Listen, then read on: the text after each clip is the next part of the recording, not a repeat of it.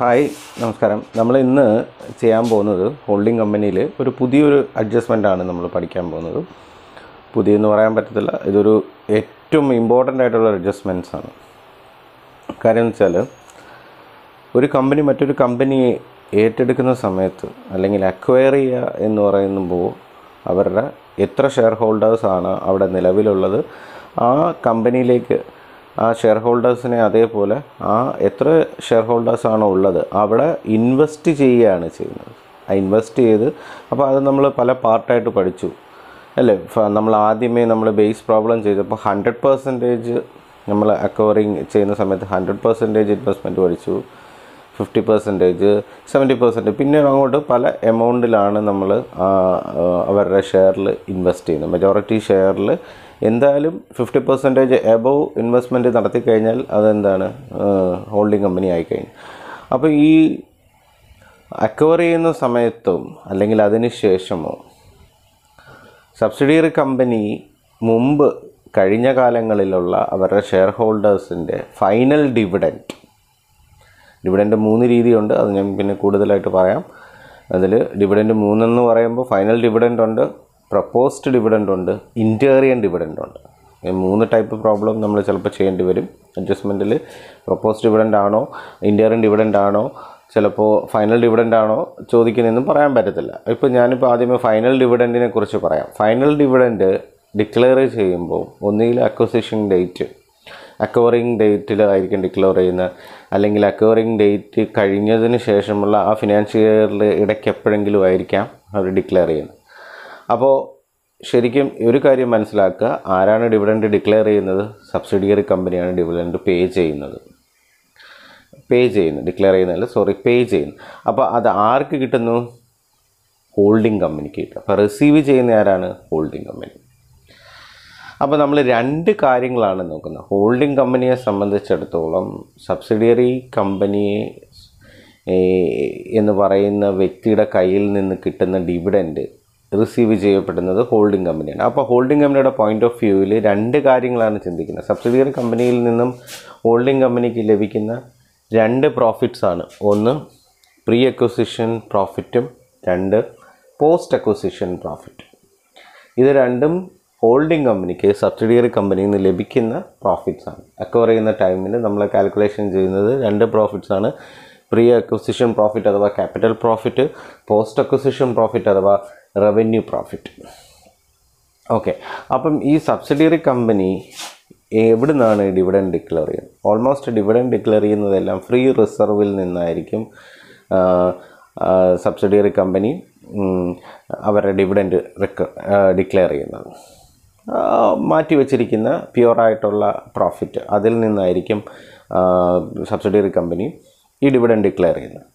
അപ്പോൾ dividend declare ചെയ്യുന്ന സമയത്ത് ഞാൻ നേരത്തെ പറഞ്ഞു, അക്വയറിങ് ടൈമിലാവാം, അല്ലെങ്കിൽ അക്വയർ ചെയ്തതിന് ശേഷം ഏതെങ്കിലും ഒരു ഡേറ്റിലാവാം. അപ്പോൾ നമുക്ക് തരുന്നത് ഒരു അറ്റ് ദ എൻഡ് ഓഫ് ഏതെങ്കിലും ഒരു ഫിനാൻഷ്യൽ ഇയർ എൻഡിൻ്റെ ബാലൻസ് ഷീറ്റായിരിക്കും. അപ്പോൾ അതിനെ നമ്മൾ പിന്നീട് പുതിയൊരു ബാലൻസ് ഷീറ്റായിട്ട് കൺസോളിഡേറ്റ് ചെയ്യുന്നതാണ് ചെയ്യുന്നത്. അഡ്ജസ്റ്റ്മെൻറ്റ്സുകളിൽ കുറേ ഇൻസ്ട്രക്ഷൻസ് തരും. അതും കൂടിയൊക്കെ പരിഗണിച്ചുകൊണ്ട് നമ്മൾ പുതിയൊരു കൺസോളിഡേറ്റഡ് ബാലൻസ് ഷീറ്റ്, പിന്നെ പുതിയൊരു കമ്പനിയാണ് അല്ലേ, അതിൻ്റെ ഒരു കൺസോളിഡേറ്റഡ് ബാലൻസ് ഷീറ്റാണ് നമ്മൾ പ്രിപ്പയർ ചെയ്യുന്നത്. അപ്പോൾ 2 കമ്പനിയും കൂടെ പ്രവർത്തിച്ചിരുന്ന സമയത്ത് ഉള്ള ഒരു ബാലൻസ് ഷീറ്റ് ആയിരിക്കും നമുക്കൊരു ക്വസ്റ്റ്യൻ ഇത്. അതിൽ നമ്മൾ ക്യാപിറ്റൽ പ്രോഫിറ്റിനെ വേർതിരിക്കും, റവന്യൂ പ്രോഫിറ്റിനെ വേർതിരിക്കും, മൈനോറിറ്റിയുടെ ഷെയർ കണ്ടുപിടിക്കും, പിന്നെ നമ്മൾ കൺസോളിഡേറ്റഡ് ബാലൻസ് ഷീറ്റ് പ്രിപ്പയർ ചെയ്യും. നമ്മൾ കുറച്ച് അഡ്ജസ്റ്റ്മെൻറ്റ്സ് ഒക്കെ ചെയ്ത് കഴിഞ്ഞു. അപ്പോൾ എങ്ങനെയാണ് ഡിവിഡൻറ്റിൻ്റെ ട്രീറ്റ്മെൻറ്റ്? അപ്പോൾ ഡിവിഡൻറ്റ് ട്രീറ്റ്മെൻറ്റ് ക്വസ്റ്റ്യനിൽ എടുത്ത് പറയും, ഔട്ട് ഓഫ് പ്രീ അക്വസിഷൻ പ്രോഫിറ്റിൽ നിന്നാണ് ഡിവിഡൻറ്റ് കൊടുക്കുന്നതെങ്കിൽ അതിന് 2 ട്രീറ്റ്മെൻ്റ് ഉണ്ട്. അതിന് ശരിക്കും പറഞ്ഞാൽ ജേണൽ എൻട്രീസ് ഉണ്ട്. അത് ഞാൻ പിന്നീടൊരു ഇതിൽ ജേണൽ എൻട്രീസ് വ്യക്തമാക്കി തരാം. ഇപ്പോൾ ശരിക്കും അക്വയർ ചെയ്യുന്ന ഡേറ്റിൽ ഡിവിഡൻറ്റ് ഡിക്ലെയർ ചെയ്ത് കഴിഞ്ഞാൽ ഓട്ടോമാറ്റിക്കലി ഈ ഡിവിഡൻറ്റ് ഹോൾഡിംഗ് കമ്പനിയുടെ P&L പ്രോഫിറ്റിലേക്ക് പോയി കിടക്കും. ശരിക്കും അത് ഹോൾഡിംഗ് കമ്പനിയെ സംബന്ധിച്ച ഒരു ഇൻകമാണ്. അപ്പോൾ അത് എവിടെ പോയാണ് ഇൻവെസ്റ്റ് ആവുന്നത്, എവിടെ പോയാണ് ക്രെഡിറ്റ് ആവുന്നത്? ഹോൾഡിംഗ് കമ്പനിയുടെ P&L പോയി ഇത് ആഡായി കിടക്കും. പിന്നെ നമ്മൾ ഇതിനെ അപ്പോൾ വേർതിരിച്ചെടുക്കണം. ഇത് ശരിക്കും ഹോൾഡിംഗ് കമ്പനിയെ സംബന്ധിച്ചിടത്തോളം എന്താണ്, ഒരു ഇൻവെസ്റ്റ്മെൻറ്റിൻ്റെ ഭാഗമാണ് അല്ലേ. എത്ര ഷെയറിലാണോ അവർ ഇൻവെസ്റ്റ് ചെയ്തേക്കുന്നത് ആ ഇൻവെസ്റ്റ്മെൻറ്റിൽ നിന്ന് കിട്ടുന്ന ഒരു റിട്ടേണാണ്. അപ്പോൾ ഹോൾഡിംഗ് കമ്പനിയെ സംബന്ധിച്ചിടത്തോളം ഇതൊരു ക്യാപിറ്റൽ പ്രോഫിറ്റാണ്. അപ്പോൾ നമ്മളത് എവിടെ എടുക്കും, ശരിക്കും cost of control or good വില്ല് കാണാനായിട്ട്, ക്യാപിറ്റൽ പ്രോഫിറ്റ് ഓർ ഗുഡ് വില്ല് കാണാനായിട്ട് നമ്മൾ എടുക്കുന്ന കാൽക്കുലേഷനിലാണ് ഇത് എടുക്കേണ്ടത്. അപ്പോൾ ഓൾറെഡി ഇത് P&L കയറി കിടക്കുകയാണ്. അറിയാണ് ഹോൾഡിംഗ് കമ്പനിയുടെ P&L ആഡായി കിടക്കുകയാണ്, പ്രോഫിറ്റിൽ ആഡായി കിടക്കുകയാണ്. അപ്പോൾ നമ്മൾ ആദ്യം ചെയ്യേണ്ടത് കോസ്റ്റ് ഓഫ് കൺട്രോൾ ഒരു ഗുഡ് വിൽ കാൽക്കുലേഷൻ വരുമ്പോൾ, കോസ്റ്റ് ഓഫ് കൺട്രോൾ കാൽക്കുലേഷൻ വരുമ്പോൾ അവിടെ നമ്മൾ എന്തൊക്കെയാണ് ഹോൾഡിംഗ് കമ്പനിക്ക് സബ്സിഡിയറി കമ്പനിയിൽ നിന്ന് ലഭിക്കുന്നത്. ക്യാപിറ്റൽ പ്രോഫിറ്റിൻ്റെ ഒരു ഷെയർ ലഭിക്കാം, പിന്നെ അസറ്റ്സിൻ്റെ റീവാലുവേഷൻ ഉണ്ടെങ്കിൽ അതിൻ്റെ ഒരു പോർഷൻ ലഭിക്കാം, അപ്പോൾ ബോണസ് ഉണ്ടെങ്കിൽ അതിൻ്റെ പോർഷൻ. അപ്പം എന്തൊക്കെയാണോ നമുക്ക് അറ്റ് ദ മൊമെൻറ്റ് പ്രീ അക്വിസിഷനിൽ നിന്ന് ലഭിക്കുന്ന കാര്യങ്ങൾ അതെല്ലാം അവിടെ നമ്മൾ എന്ത് ചെയ്യും, ആദ്യമേ അതെല്ലാം കൂടെ കൂട്ടിയതിന് ശേഷമാണ് കോസ്റ്റ് ഓഫ് അക്വയറിങ് ഷെയറിൽ നിന്നും നമ്മൾ കുറയ്ക്കുന്നത്. അപ്പോൾ ആദ്യം നമ്മൾ കാൽക്കുലേഷൻ ചെയ്യുമ്പോൾ എത്ര എമൗണ്ടാണ് cost of acquiring shares in subsidiary company, അതാണ് നമ്മൾ ഇൻവെസ്റ്റ്മെൻ്റ് എന്നും പറഞ്ഞ് നമ്മളുടെ ഓപ്പണിങ് നമുക്ക് തരുന്ന ക്വസ്റ്റ്യനിലെ ബാലൻസ് ഷീറ്റിൽ ഇൻവെസ്റ്റ്മെൻ്റ് എന്നും പറഞ്ഞ് നമ്മൾ കാണിക്കുന്ന എമൗണ്ട് അതാദ്യം എടുക്കുക. ആ എമൗണ്ട് എടുത്തതിന് ശേഷം അതിൻ്റെ അകത്ത് എന്തൊക്കെയാണ് നമ്മൾ കൺസിഡർ ചെയ്യുന്നത്. കോസ്റ്റ് ഓഫ് കൺട്രോൾ എന്ന് പറയുമ്പോൾ ശരിക്കും അതിൻ്റെ അർത്ഥം എന്താണ്, ഒരു കമ്പനി മറ്റൊരു കമ്പനിയെ നിയന്ത്രിക്കുന്നതിന് വേണ്ടിയിട്ട് അവർ ചിലവാക്കിയിട്ടുള്ള കോസ്റ്റ്. അത് മേ ബി ഗുഡ് വിൽ ആകാം, ക്യാപിറ്റൽ റിസർവ് ആകാം. അത് രണ്ടിൻ്റെ കൺസെപ്റ്റ് നമ്മൾക്കറിയാമല്ലോ, എങ്ങനെയാണ് ഗുഡ് വിൽ വരുന്നതെന്നും എങ്ങനെയാണ് ക്യാപിറ്റൽ റിസർവ് ആകുന്നതെന്നും എങ്ങനെയാണെന്ന് നമ്മൾ പല പ്രോബ്ലത്തിൽ നമ്മൾ പഠിച്ചിട്ടുണ്ട്. അപ്പോൾ നമ്മൾ ഈ ഇന്നർ കോളത്തിൽ ഔട്ടർ കോളത്തിൽ എഴുതുന്നത് cost of acquiring shares of subsidiary company എഴുതുക. എഴുതിയതിന് ശേഷം paid of value of shares അതിൻ്റെ ആക്ച്വൽ വില എഴുതുക. അതിനുശേഷം ക്യാപിറ്റൽ പ്രോഫിറ്റിൽ നിന്ന് അല്ലെങ്കിൽ പ്രീ അക്വിസിഷൻ പ്രോഫിറ്റിൽ നിന്ന് ലഭിക്കുന്നതായിട്ടുള്ള എല്ലാ കാര്യങ്ങളും എഴുതുക. അവിടെ നമ്മൾ ഷെയർ ഓഫ് ഡിവിഡൻഡ് എഴുതണം. ടോട്ടൽ എത്രയാണോ ഡിവിഡൻഡ് ഡിക്ലെയർ ചെയ്തിരിക്കുന്നത് അതിൻ്റെ ഹോൾഡിംഗ് കമ്പനിയുടെ റേഷ്യോ നമ്മൾ അവിടെ എടുക്കണം. ആ എടുത്തിട്ട് അതും കൂടെ ആഡ് ചെയ്തതിന് ശേഷം വേണം നമ്മൾ കോസ്റ്റ് ഓഫ് അക്വയറിങ് ഷെയർസിൽ നിന്ന് കുറയ്ക്കാൻ. ഇപ്പോൾ ഈ കിട്ടുന്ന എമൗണ്ട് കോസ്റ്റ് ഓഫ് അക്വയറിങ് ഷെയർസിനേക്കാളും കൂടുതലാണെങ്കിൽ ക്യാപിറ്റൽ അതിനെ നമ്മൾ എന്ത് വിളിക്കും, capital reserve. Cost of acquiring share ആണ് കൂടുതലെങ്കിൽ അതിനെ നമ്മൾ എന്ത് വിളിക്കും, ഗുഡ് വിൽ എന്ന് വിളിക്കും. ഓക്കെ, അപ്പോൾ നമ്മളുടെ ഇൻവെസ്റ്റ്മെൻറ്റിന് അപ്പോൾ സബ്സിഡിയറി കമ്പനിയെ സംബന്ധിച്ചിടത്തോളം, ഹോൾഡിംഗ് കമ്പനിയെ സംബന്ധിച്ചിടത്തോളം ഈ പ്രോഫിറ്റ് എവിടെയാണ് ആഡാവേണ്ടത്, പ്രീ അക്വിസിഷൻ പ്രോഫിറ്റിൽ നിന്നാണ് വരുന്നതെങ്കിൽ ഇറ്റ്സ് എ ക്യാപിറ്റൽ പ്രോഫിറ്റ്. അത് കോസ്റ്റ് ഓഫ് കൺട്രോളിലാണ് എടുക്കേണ്ടത്.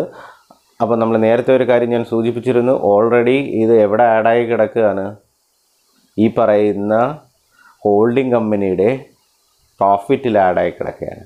അപ്പോൾ റവന്യൂ പ്രോഫിറ്റിൻ്റെ കാൽക്കുലേഷൻ വരുമ്പോൾ ഹോൾഡിംഗ് കമ്പനിയുടെ പ്രോഫിറ്റിൽ നിന്നും ഹോൾഡിംഗ് റേഷ്യോയിലുള്ള, അതായത് കോസ്റ്റ് ഓഫ് കൺട്രോളിൽ നമ്മളെടുത്ത എമൗണ്ട് അത് എത്ര ആണെന്ന് വെച്ചാൽ അത് അവിടെ അവരുടെ പ്രോഫിറ്റിൽ നിന്നും കുറച്ച് കാണിക്കണം.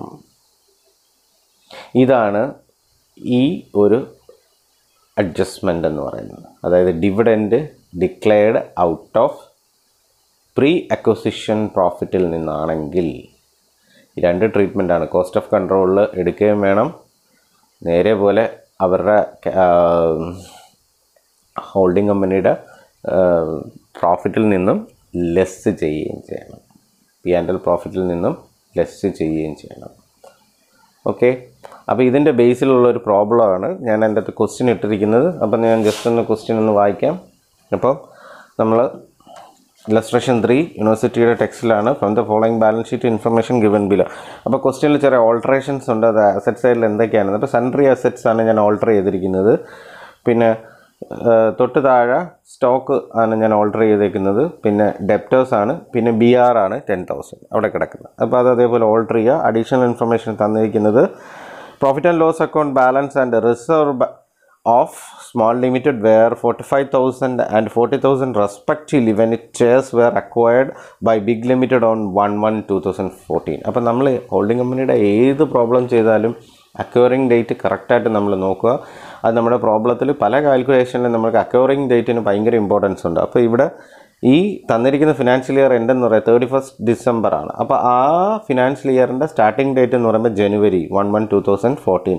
അപ്പോൾ അന്ന് നമുക്കിതിൻ്റെ 31 ഫിക്ചറാണ് നമുക്ക് തന്നിരിക്കുന്നത്. പക്ഷെ നമ്മളിത് അക്വയറിംഗ് ഡേറ്റിൽ അവർക്ക് എന്തൊക്കെ ഉണ്ടായിരുന്നു പറയുന്നു. Reserve of small limited were 45,000. ഇപ്പോൾ റിസർവ് ഇവിടെ തന്നിട്ടുണ്ട്. ഇവിടെ തന്നിരിക്കുന്ന സ്മോൾ ലിമിറ്റഡിൻ്റെ റിസർവിൽ 45,000 and 40,000 respect. P&L balance and reserve. P&L 45,000 reserve 40,000 ആണ്. അപ്പോൾ ഇത് രണ്ടും എന്താണ്? Pre acquisition പ്രോഫിറ്റുകളാണ്. 45,000 40,000 എന്താണ്? പ്രീ അക്വസിഷൻ പ്രോഫിറ്റുകളാണ്. അടുത്ത അഡ്ജസ്റ്റ്മെൻറ്റ് നോക്കിയേ. The profit and loss of big limited includes dividend at the rate of 12.5. ഇവിടെ ഡയറക്റ്റ് തന്നെ പറഞ്ഞിരിക്കുക. ബിഗ് ലിമിറ്റഡിൻ്റെ P&L ആയിട്ടുള്ള 4 lakhൽ കിടക്കുന്നു. എന്ത് കയറി കിടക്കുന്നു? 12.5% received from small limited. Small ലിമിറ്റഡിൽ നിന്ന് കിട്ടിയ 12.5% ഡിവിഡൻ്റാണ്. April 2014 in respect of the year. അപ്പോൾ 2013 സബ്സിഡിയറി കമ്പനിയുടെ ഷെയർ ഹോൾഡേഴ്സിൻ്റെ ഫൈനൽ ഡിവിഡൻഡ് അവർ കൊടുത്തത് ഹോൾഡിംഗ് കമ്പനിയുടെ ഏതിലാണ്? പ്രോഫിറ്റിൽ ആഡായി കിടക്കുന്നത് പ്രത്യേകം പറഞ്ഞു. ഈ രണ്ട് കാര്യം നമ്മൾ നോട്ട് ചെയ്യുക. Okay. The bill accepted by small limited are all in favour of big limited which the company has discounted ₹20,000. അതായത് ബിൽസ് പേബിൾ ആയിട്ടുള്ള സ്മോൾ ലിമിറ്റഡിൻ്റെ എമൗണ്ട് 30,000 എല്ലാം ആർക്ക് കൊടുക്കാനുള്ളതാണ്? ഹോൾഡിംഗ് കമ്പനിക്ക് കൊടുക്കാനുള്ളതാണ്. അപ്പം സ്മോൾ ലിമിറ്റഡിൻ്റെ ബിൽസ് പേബിൾ മൊത്തം ഹോൾഡിംഗ് കമ്പനിക്ക് കൊടുക്കാനുള്ളതാണ്. അപ്പോൾ ഹോൾഡിംഗ് കമ്പനി അതിൻ്റെ അകത്ത് ഒരു 20,000 എന്ത് കൊടുത്തു? ഡിസ്കൗണ്ട് കൊടുത്തു. അപ്പോൾ ബാക്കി 10,000 മാത്രമേ ആർക്കുള്ളൂ? ഈ പറയുന്ന സ്മോൾ ലിമിറ്റഡിനുള്ളൂ. ഹോൾഡിംഗ് കമ്പനിക്ക് ബാക്കിയുള്ള 10,000 അവിടെ എക്സിസ്റ്റ് ചെയ്യുകയും ചെയ്യും. ഇത് രണ്ടും കൂടെ ആഡ് ചെയ്തിട്ടാണ് നമ്മൾ കൺസോളിഡേറ്റഡ് ബാലൻസ് ഷീറ്റിൽ ടോട്ടൽ ബിൽസ് പേബിൾ കാണിക്കേണ്ടത്. അപ്പം നിലവിലുള്ള ബിൽസ് പേബിൾ ആയിട്ടുള്ള 30,000 20,000 ഡിസ്കൗണ്ട് ചെയ്തതിന് ശേഷം ബാക്കി 10,000 അവിടെ അവശേഷിക്കുന്നു. അപ്പം ബാക്കി ഈ സബ്സിഡിയറി കമ്പനിക്ക് ഹോൾഡിംഗ് കമ്പനിക്ക് കൊടുക്കാനുള്ളത് ബാക്കി 10,000. ഇത് രണ്ടും കൂടെ ആഡ് ചെയ്തിട്ട് വേണം നമ്മൾ കൺസോളിഡേറ്റഡ് ബാലൻസ് ഷീറ്റിൽ കാണിക്കാൻ. പിന്നെ ഒരു sundry assets of small limited under valued ₹20,000. അപ്പോൾ ശരിക്കും അക്വയറിംഗ് ഡേറ്റിലാണ് ഇതെല്ലാം ചെയ്യുന്നത്. അണ്ടർ വാല്യൂ ചെയ്ത് വെക്കുന്നത് 20,000 ആണ്. 20,000 കഴിഞ്ഞ വർഷം ഇപ്പോൾ ഈ ബാലൻസ് ഷീറ്റ് തന്നിരിക്കുന്ന ഫിഗറിൽ അണ്ടർ വാല്യൂ ആയിട്ട് ചെയ്തതായിട്ട് കാണപ്പെട്ടു. ഇത്രയാണ് 20,000 അസറ്റ്. അപ്പോൾ അത് ശരിക്കും പറഞ്ഞാൽ കൺസോളിഡേറ്റഡ് ബാലൻസ് ഷീറ്റിൽ ആ കൺസേൺഡ് അസറ്റിൻ്റെ കൂടെ ആഡ് ചെയ്യണം. എപ്പോഴെങ്കിലും ഒരു asset fixed asset under value ചെയ്തതെന്ന് പറഞ്ഞാൽ കൺസോളിഡേറ്റഡ് ബാലൻസ് ഷീറ്റിൽ ആ അസറ്റിൻ്റെ കൂടെ ആഡ് ചെയ്യണം. ഓവർ വാല്യൂ ചെയ്തതെന്ന് പറഞ്ഞാൽ കൺസോളിഡേറ്റഡ് ബാലൻസ് ഷീറ്റിൽ ആ കൺസേൺഡ് അസറ്റിൽ നിന്നും കുറച്ച് കാണിക്കണം. ഇപ്പോൾ ഇവിടെ 20,000 ഇവിടെ ആഡ് ആയെന്ന് പറയുന്നത് ഇതിനാണ് സ്മോൾ സൺട്രി അസറ്റ്സ് എന്നേ പറഞ്ഞിട്ടുള്ളൂ. സൺട്രി അസറ്റ്സിൻ്റെ കൂടെ അണ്ടർ വാല്യൂ ചെയ്തിരിക്കുന്നത് 20,000. പിന്നെ the stock of big limited include 50,000. Big ലിമിറ്റഡിൻ്റെ കയ്യിലിരിക്കുന്ന സ്റ്റോക്കിൽ 50,000 രൂപ ആരുടെ കയ്യിൽ നിന്ന് വാങ്ങിയതാണ്? സ്മോൾ ലിമിറ്റഡിൻ്റെ കയ്യിൽ നിന്ന് വാങ്ങിയത്. At a profit to the later 20% on sales. അപ്പം ആ കിട്ടുന്ന ഫിഗർ എന്ന് പറയുന്നത് നമുക്ക് അൺറിയലൈസ്ഡ് പ്രോഫിറ്റാണ്. അപ്പോൾ ആ അൺറിയലൈസ്ഡ് പ്രോഫിറ്റ് എങ്ങനെയാണ് ട്രീറ്റ്മെൻ്റ് എന്ന് നമ്മൾ നേരത്തെ മുൻകൂറുള്ള ക്വസ്റ്റ്യനിൽ നമ്മൾ പഠിച്ചിട്ടുണ്ട്. ഇപ്പം നമ്മൾ ജസ്റ്റ് എന്തായാലും ഞാൻ ഇതിൻ്റെ ആൻസർ പറയുമ്പോൾ അത് ഒന്നും കൂടി പറഞ്ഞുതരാം. ഓക്കെ. അപ്പം നമ്മൾ ഇവിടെ ക്വസ്റ്റ്യനിൽ സൊല്യൂഷനിൽ നമുക്കൊരു ഇൻഫർമേഷൻ തന്നിട്ടുണ്ട്. അതും കൂടെ ഒന്ന് വായിച്ച് നോക്കുക. ചെയ്യാനുള്ള എളുപ്പത്തിന് വേണ്ടിയിട്ടാണ് യൂണിവേഴ്സിറ്റി അത് തന്നിരിക്കുന്നത്. Profit and loss balance of subsidiary limited 31/12/2014 എന്ന് പറയുന്നത് 1,20,000 ആണ് ഗിവൺ. നമുക്ക് തന്നിരിക്കുന്ന ബാലൻസ് ഷീറ്റിലെ എൻഡിലുള്ള ടോട്ടലാണ് തന്നിരിക്കുന്നത്. Profit on 1/1 holding company acquired shares അപ്പം 45,000 ഉള്ളതായിട്ട് നേരത്തെ നമുക്ക് അഡ്ജസ്റ്റ്മെൻറ്റ്സിൽ തന്നിട്ടുണ്ടായിരുന്നു. 45,000 ഉണ്ടായിരുന്നു. These 45,000 is pre acquisition profit. Out of this amount of subsidiary company declare as a dividend 12.5%. 12.5% dividend എന്ന് പറയുന്നത് ടോട്ടൽ ഇക്വിറ്റി ഷെയർസ് എന്ന് പറയുമ്പോൾ 2 lakh ആണ് സബ്സിഡിയറി കമ്പനിയുടെ. ആ 2 lakhൻ്റെ 12.5% എന്ന് പറയുമ്പോൾ 25,000. ആ 25,000 എപ്പോഴും പോകുന്ന ഇതിൽ നിന്നാണ്? പ്രീ അക്വസിഷൻ പ്രോഫിറ്റ് ആയ 45,000 അക്വയറിംഗ് ഡേറ്റിൽ ഉണ്ടായിരുന്ന ഓപ്പണിംഗ് ബാലൻസിൽ നിന്നാണ് പോകുന്നത്. അപ്പോൾ ആ 25 പോയി കഴിഞ്ഞാൽ ബാക്കി എത്രയാണ്? 20,000 അവിടെ എക്സിസ്റ്റ് ചെയ്യും. അതാണ് നമ്മൾ ഏത് പ്രോഫിറ്റ് എടുക്കുന്നത്? Capital profit. ആ 20,000ൻ്റെ ഷെയറാണ് ഹോൾഡിംഗ് കമ്പനിയുടെ ഷെയറും മൈനോറിറ്റി ഷെയറുമായിട്ട് ക്യാപിറ്റൽ പ്രോഫിറ്റ് വീതിക്കുന്നത്. On April, therefore, the balance left out of pre-acquisition profit is 20,000 since the total of profit in small limited is 1,20,000. ആ 20,000 കഴിഞ്ഞ് പിന്നെ 1 lakhും കൂടെ അവർ ഈ വർഷം നേടിയിട്ടുണ്ട്. അതാണ് 1,20,000 എന്ന് പറഞ്ഞാൽ അത് ഇയർ എൻഡ് ബാലൻസ് കാണിച്ചത്. അപ്പോൾ ആ ബാലൻസ് ഡിവിഡൻഡ് ഡിക്ലെയർ ചെയ്തതിന് ശേഷമുള്ള 45-ൽ നിന്ന് 25 പോയതിന് ശേഷമുള്ള 20 + 1 lakh ഇപ്രാവശ്യം അച്ചീവ് ചെയ്തു. അപ്പോൾ ആ 1 lakh നമ്മൾ ഏത് കാൽക്കുലേഷനിലെടുക്കും? റവന്യൂ പ്രോഫിറ്റിൻ്റെ കാൽക്കുലേഷനിലെടുക്കും. അപ്പോൾ അത് ശ്രദ്ധിക്കുക. പിന്നെ ഹോൾഡിംഗ് കമ്പനിയുടെ ഇൻട്രസ്റ്റ് അറിയാമല്ലോ. Total 10,000 ഷെയർസിൽ 7,500 is to 2,500. അപ്പം 3/4 നമുക്ക് ശരിക്കും അതിൻ്റെ കാൽക്കുലേഷൻ 3/4 ആണ് നമുക്ക് വരുന്നത്. 3:1. ഓക്കെ. അപ്പം നമുക്കിവിടെ ആദ്യമേ കോസ്റ്റ് ഓഫ് കൺട്രോളാണ് ടെക്സ്റ്റിൽ തന്നത്. നിങ്ങൾ ചെയ്യുമ്പോൾ നമ്മൾ സ്റ്റെപ്പ് എഴുതി ആദ്യമേ holding and minority ratio, capital profit, revenue profit, cost of control, good will, minority shares. അങ്ങനെ തന്നെ നമ്മൾ ചെയ്യണം. പുതിയ മെത്തേഡിൽ തന്നെ ചെയ്യണം. പക്ഷേ ഇവിടെ ഇപ്പോൾ അവർ goodwill or cost of കൺട്രോളാണ് തന്നിരിക്കുന്നത്. കോസ്റ്റ് ഓഫ് അക്വയറിംഗ് ഷെയർസ് നമുക്കറിയാം ക്വസ്റ്റ്യനിലുണ്ട്. 1,88,750 രൂപ. ഫേസ് വാല്യൂ ഓഫ് ഷെയർസ് അതിൻ്റെ വില കൂട്ടുമ്പോൾ 1,50,000 രൂപയെ വരുന്നുള്ളൂ. അവിടെ ഡിവിഡൻഡ് നമ്മൾ കൊടുത്തേക്കുന്നത് കണ്ട 25,000ൻ്റെ 3/4 18,750 രൂപ എടുത്തിട്ടുണ്ട്. പ്രീ അക്വിസിഷൻ പ്രോഫിറ്റ് 20,000ൻ്റെ ഞാൻ പറഞ്ഞു 45-ന്ന് 25 പോയി കഴിഞ്ഞാൽ ബാക്കി 20 ഡിവിഡൻഡ് പോയി കഴിഞ്ഞാൽ ബാക്കി 20യുടെ ക്യാപിറ്റൽ പ്രോഫിറ്റാണെന്ന് പറഞ്ഞു. അതിൻ്റെ 3/4 എടുത്തിട്ടുണ്ട് 15,000. ആൻഡ് റിസർവിൻ്റെ ഓപ്പണിംഗ് ബാലൻസ് വന്നിട്ടുണ്ടായിരുന്നു അക്വയറിംഗ് ഡേറ്റിൽ 40,000 രൂപ ഉണ്ടായിരുന്നു. അതിൻ്റെ 3/4. പിന്നെ റീവാലുവേഷൻ ഓഫ് പ്രോഫിറ്റ് 20,000 പുതിയതായിട്ട് നമുക്ക് ഒരു അസറ്റിൽ എന്താണ് നമുക്ക് വന്നിട്ടുണ്ട്? Sundry asset small limited under value 20,000. അപ്പോൾ ആ 20,000 നമ്മൾ ഇവിടെ അതിൻ്റെ 3/4 നമ്മളിവിടെ ആഡ് ചെയ്യണം. 15,000 കൂടെ ആഡ് ചെയ്ത് ടോട്ടൽ 78,750. അപ്പോൾ നമ്മൾ കൂട്ടുമ്പോൾ 2,28,000 വരും. അത് കോസ്റ്റ് ഓഫ് അക്വയറിംഗ് നോക്കുമ്പോൾ നമുക്ക് ഈ പ്രോബ്ലത്തിൽ നമുക്ക് കിട്ടുന്നത് ക്യാപിറ്റൽ റിസർവാണ്. അപ്പോൾ ഓൾറെഡി ഡിവിഡൻഡ് ഇവിടെ എടുത്തു കഴിഞ്ഞു. അത് നമ്മുടെ മനസ്സിലിരിക്കുക. ഇനി നമുക്കത് റവന്യൂ പ്രോഫിറ്റിൻ്റെ കാൽക്കുലേഷൻ വരുമ്പോൾ ഹോൾഡിംഗ് കമ്പനിയുടെ പ്രോഫിറ്റിൽ നിന്നും കുറയ്ക്കണം. ഓക്കെ. അപ്പോൾ minority interest face value of അടുത്ത calculation face value of shares ബാക്കിയുള്ള 10,000 7,500 പോയി കഴിഞ്ഞ് 2,500 ഷെയർസ് 20 rupees 50,000.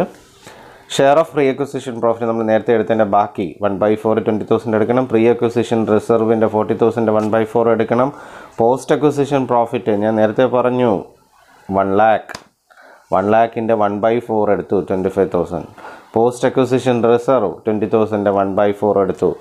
റീവാലുവേഷൻ പ്രോഫിറ്റ് അസറ്റ്സിൻ്റെ 20,000 1/4 എടുത്തു. മൈനോറിറ്റി ഇൻട്രസ്റ്റ് നമ്മൾ കാൽക്കുലേറ്റ് ചെയ്തു. ഇനി ക്യാപിറ്റൽ പ്രോഫിറ്റിൻ്റെ calculation profit and loss of holding company എടുക്കുമ്പോൾ ഒരു കാര്യം ശ്രദ്ധിച്ചോണം. ഈ 4 ലക്ഷം രൂപയ്ക്കകത്ത് നമ്മൾ ക്വസ്റ്റ്യനിൽ മെൻഷൻ ചെയ്തിട്ടുണ്ട്. ആദ്യം ഡിക്ലെയർ ചെയ്ത ഡിവിഡൻഡ് ആദ്യം പേ ചെയ്ത ഡിവിഡൻഡ് എവിടെയാണ്? ഹോൾഡിംഗ് കമ്പനിയുടെ പ്രോഫിറ്റിലാണ് കയറി കിടക്കുന്നത്. അപ്പോൾ അവിടെ നിന്ന് നമ്മൾ അതിനെ ലെസ് ചെയ്ത് കളയണം. കാര്യം അവിടെ നിന്ന് നമ്മൾ ട്രാൻസ്ഫർ ചെയ്ത് അതിനെ എവിടെ കൊണ്ടുപോകുന്നു? ക്യാപിറ്റൽ പ്രോഫിറ്റിലേക്ക് കൊണ്ടുപോകുന്നു. അപ്പോൾ നമ്മൾ അവിടെ എന്ത് ചെയ്യണം? അത് ലെസ് ചെയ്യണം. ഇതാണ് ഈ പ്രോബ്ലത്തിലെ അഡ്ജസ്റ്റ്മെൻറ്റ്. ഇപ്പോൾ പ്രീ അക്വിസിഷൻ പ്രോഫിറ്റിൽ നിന്നാണ് ഡിവിഡൻഡ് ഡിക്ലെയർ ചെയ്യുന്നതെങ്കിൽ കോസ്റ്റ് ഓഫ് കൺട്രോളിലെടുക്കുക. സബ്സിഡിയറി കമ്പനിയുടെ പ്രോഫിറ്റിൽ നിന്നും കുറച്ചതിന് ശേഷം ബാക്കി share of post acquisition profit 1 lakhൻ്റെ 3/4 എടുത്തു. പിന്നെ സ്റ്റോക്ക് റിസർവ് അറിയാമല്ലോ, നമ്മളത് കണ്ടുപിടിച്ചായിരുന്നു. 50,000 20% 3/4. അത് നമ്മൾ ക്വസ്റ്റ്യനിൽ തന്നിട്ടുണ്ട്. 50,000 20% ആണ് നമ്മൾ കുറച്ച് കളയേണ്ടത്. അത് അതിൻ്റെ 3/4 നമ്മളിവിടെ എടുത്തു, 1/4 നമ്മൾ 3/4 നമ്മളിവിടെ എടുത്തു. ആ എടുത്ത ഫിഗർ അതും കുറച്ചതിന് ശേഷം 4,48,750 വരും. പിന്നെ ഹോൾഡിംഗ് കമ്പനിയുടെ റിസർവ് ഗിവൺ തന്നിട്ടുണ്ട് 1 lakh. Add 3/4 of the post acquisition റിസർവും കൂടെ ആഡ് ചെയ്യണം. അപ്പം നമുക്ക് എന്തൊരു 1,15,000. ഓക്കെ, കൺസോളിഡേറ്റഡ് ബാലൻസ് ഷീറ്റ് ഞാൻ ക്വസ്റ്റ്യനിൽ ഓൾട്ടർ ചെയ്തിട്ടുണ്ട്. അവിടെ ഒരു കാര്യം ശ്രദ്ധിക്കുക, ഇവിടെ നമ്മൾ ശ്രദ്ധിക്കേണ്ട ഒന്നുമില്ല. ഫിക്സഡ് അസറ്റ് സെപ്പറേറ്റ് എടുക്കുക. കറണ്ട് അസറ്റ്സിൻ്റെ അകത്ത് stock of B limited, stock of A limited 8,50,000 വരും. അൺറിയലൈസ്ഡ് പ്രോഫിറ്റ് 7,500 അവിടെ കുറയ്ക്കണം. അപ്പം 8,42,500 നമുക്കവിടെ വരും. 8,42,500 രൂപ നമുക്ക് അവിടെ വരും. ഓക്കെ, പിന്നെ ഡെപ്റ്റേഴ്സ് 1,70,000, 1,30,000. അപ്പോൾ ബാലൻസ് ഷീറ്റിൻ്റെ സൈഡായി. ലയബിലിറ്റി സൈഡ് ചെയ്യുമ്പോൾ ഒരു കാര്യം മാത്രം ശ്രദ്ധിക്കുക, അവിടെ ഞാൻ ഓൾട്ടർ ചെയ്തിട്ടുണ്ട്. ബിൽസ് പേയബിൾ എക്സിസ്റ്റിംഗ് എ ലിമിറ്റഡിൻ്റെ ബിൽസ് പേയബിൾ എന്ന് പറയുന്നത് 10,000 ആണ്. ബി ലിമിറ്റഡിൽ എക്സിസ്റ്റ് ചെയ്യുന്നത് 10,000. അത് രണ്ടും കൂടെ ആഡ് ചെയ്യുമ്പോൾ കൺസോളിഡേറ്റ് ചെയ്ത് കാണും. ഇനിയിപ്പം ആ 10,000 എന്ന് പറയുന്നത് നേരത്തെ ഡിസ്കൗണ്ട് ചെയ്ത്, അതായത് 30,000-ൽ നിന്ന് 20,000 രൂപ ഡിസ്കൗണ്ട് ചെയ്തതിന് ശേഷമുള്ള 10,000 രൂപയും മറ്റെടുത്ത് അവശേഷിക്കുന്ന 10,000 രൂപ. ഇത് രണ്ടും ഇനിയിപ്പോൾ ഒരു അക്വയർ ചെയ്ത് കഴിഞ്ഞാൽ ഒരു കമ്പനി ആയിക്കഴിഞ്ഞു, കൺസോളിഡേറ്റ് ചെയ്ത് കഴിഞ്ഞാൽ. അപ്പോൾ പിന്നെ ഇത് രണ്ടും കൂടെ ഒരുമിച്ച് ടോട്ടൽ ബിൽസ് പേബിളായിട്ട് കാണിക്കുക. ഓക്കെ, ഇത്രയാണ്. അതൊന്ന് ചെയ്ത് നോക്കുക.